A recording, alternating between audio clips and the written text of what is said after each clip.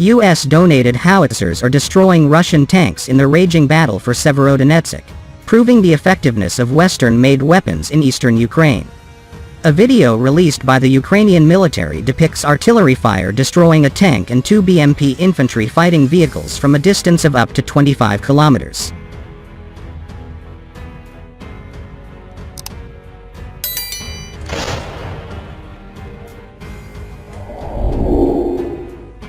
In the Luhansk region's eastern city of Severodonetsk, artillerymen of the 81st Airmobile Brigade were operating the United States-donated, British-manufactured M777 howitzer.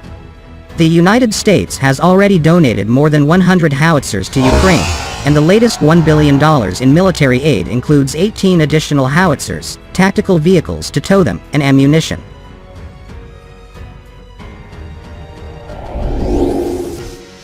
With the recent admission by the Ukrainians that they are losing 100 men per day, primarily due to the concentrated fire of the superior Russian creeping artillery barrages, potent NATO weapons are imperative for the smaller nation to remain in the fight and defend its territory.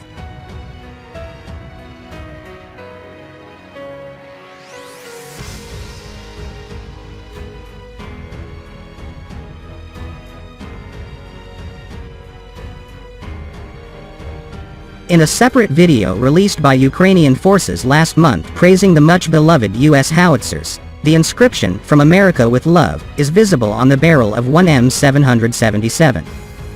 "My guys know the value of artillery," Commander-in-Chief of the Ukrainian Armed Forces Valery Zaluzhny said in the video description.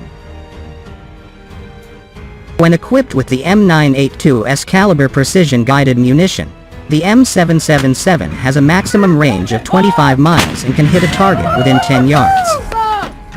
This range surpasses that of Russia's primary artillery systems, the 2S-19 self-propelled howitzer and the D-30 towed guns.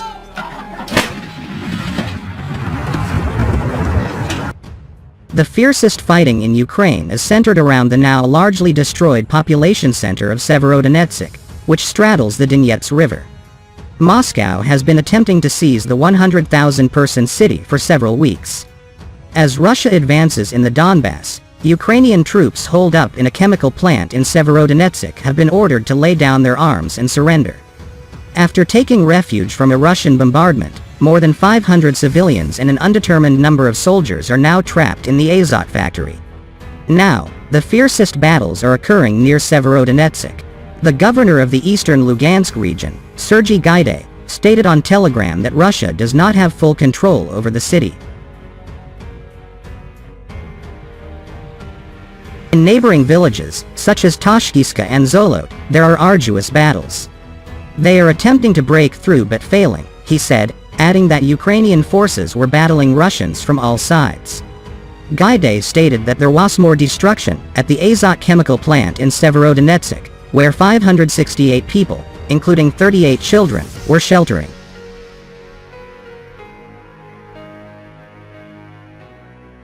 He also reported that Lysychansk, a Ukrainian-controlled city located across a river from Severodonetsk, is being heavily shelled. Residents of Lysychansk prepared for evacuation. "We are leaving everything behind and moving on. No one can survive such a strike," said history teacher Alla Bor as she waited with her 14-year-old grandson and son-in-law Volodymyr. "We are giving up everything and leaving our home. We left food for our dog. It is cruel, but what can be done?"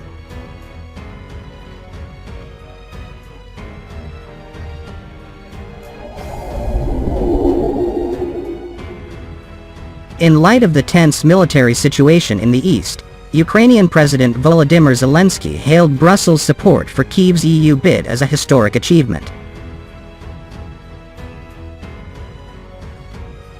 On Friday, the European Commission led a powerful show of solidarity by endorsing Ukraine for EU candidate status, a move that could add Ukraine to the list of countries seeking membership as early as the following week.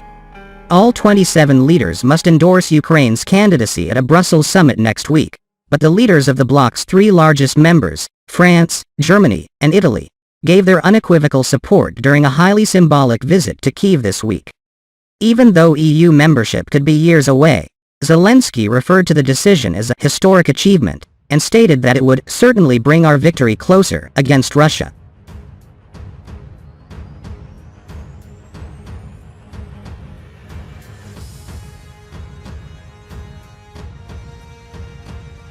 Ukrainian institutions are resilient even in times of war.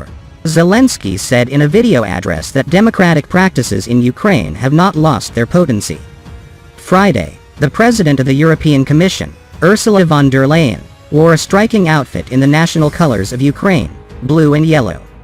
"We are all aware that Ukrainians are willing to die for a European future," she stated. "We want them to live with us to fulfill the European dream."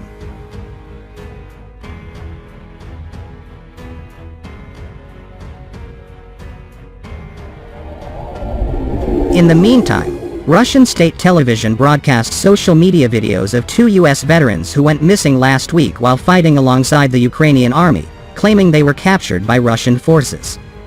Friday, U.S. President Joe Biden stated that he did not know where Alexander Druk and Andy Wynn were after their families lost contact with them. The missing Americans, including a third identified as a former U.S. Marines captain, are believed to be among an undetermined number of mostly military veterans who volunteered alongside Ukrainian troops alongside other foreigners. Nonetheless, Ukrainian civilian volunteers continue to enlist, with a group conducting military exercises on Friday in fortified positions abandoned by Russian forces in Bucha, a city synonymous with war crimes attributed to Moscow's forces. The majority of those present are not soldiers. The majority of them have never held a weapon before today, a sergeant identified as Ticha told AFP. Moscow has warned Western nations against intervening in its ex-Soviet neighbor, claiming that it invaded to denazify and demilitarize a country that had become too close to the West. Putin stated that he had nothing against Ukraine joining the EU, stating that it was their sovereign decision to join economic unions or not, in contrast to the security risk he sees in Ukraine joining NATO. However, he stated that Ukraine's membership in the European Union would make it a semi-colony of the West. Putin also insisted that the Russian invasion was not to blame for global inflation and grain shortages. Instead, he blamed Western sanctions, which he claimed threatened starvation, primarily in the poorest countries. Moscow then intensified its pressure on its Western allies by drastically reducing natural gas flows in its pipelines to Western Europe, thereby driving up energy prices in regions dependent on Russian gas.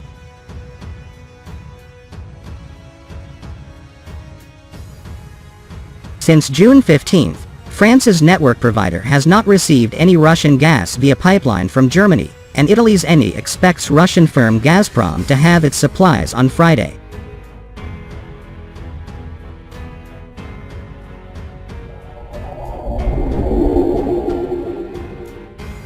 After its morale-boosting victory this year, Ukraine fought on another front for the right to host the Eurovision Song Contest the following year.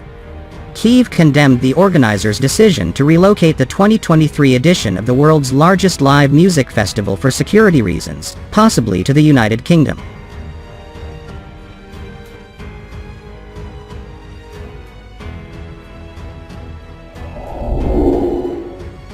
Culture Minister Alexander Tkachenko of Ukraine stated, "We will ask for a reversal of this decision because we believe we will be able to meet all of our obligations." The European Broadcasting Union, EBU, that organizes Eurovision said it on Friday that, following a full assessment and feasibility study, they had come to the conclusion that it would not be possible to hold the 2023 contest in Ukraine. As a result of this decision, in accordance with the rules and to ensure the continuity of the event, the EBU will now begin discussions with the BBC, as this year's runner-up, to potentially host the 2023 Eurovision Song Contest in the United Kingdom, the EBU statement read. Ukraine has already said it is not happy with the decision and says it believes it will be able to guarantee security for the competition, despite the threat of the ongoing Russian invasion.